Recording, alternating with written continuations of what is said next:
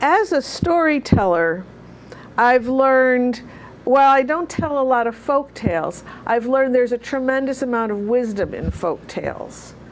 And because if they weren't wise, if every generation hadn't thought they were important, they would have died away long before Gutenberg started printing them, before they could be printed in books and libraries. So when I have a problem, sometimes I run through the folk tales I know, or I look in wonderful books like this, Doorways to the Soul by Alyssa Davy Permain. 52 wonderful wisdom tales, and to see if I can get a handle or advice, guidance on what to do. And that's what I did when the current recession, I think we're still in it, right? Yes, happened.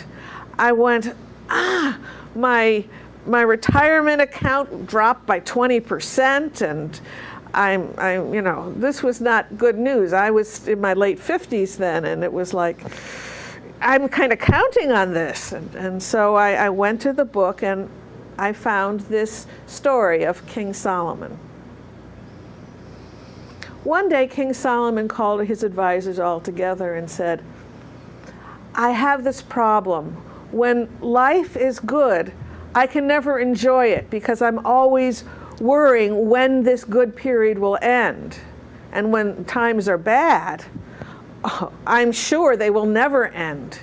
But I had a dream last night that there is a ring that will help me.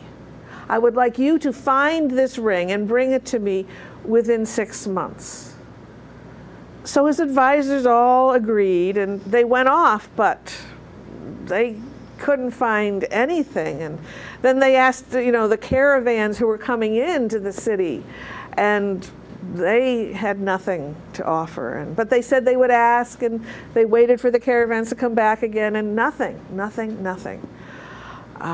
It was the night before the time to King Solomon's deadline, when the youngest counselor still said, well, I'll search the city one more time. And he searched all through the night. As dawn was coming up, there was, in a poor section of town he really hadn't been in before, he saw a jeweler setting up his little stand in front of his hovel, really. He didn't think it would help, but he said, I have a problem. King Solomon is looking for a ring. Told the jeweler his story, and the jeweler said, I can help you. And he went into his hovel, came back with a ring, not of gold, not of silver. Who knows what metal it was made out of. But he took that ring, and inside of it he inscribed something. And then he gave it to the counselor, who looked and said, yes, this is it. Thank you so much. And he gave the jeweler all the money he had. So when the king was conducting his committee meeting that day, he asked, have any of you found the ring I seek?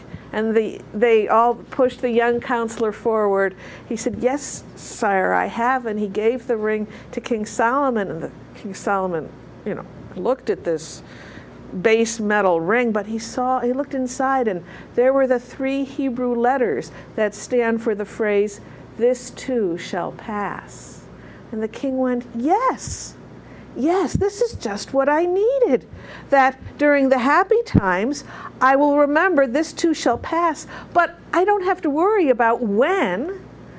And during the sad times, this will give me comfort that this too shall pass and that they will end.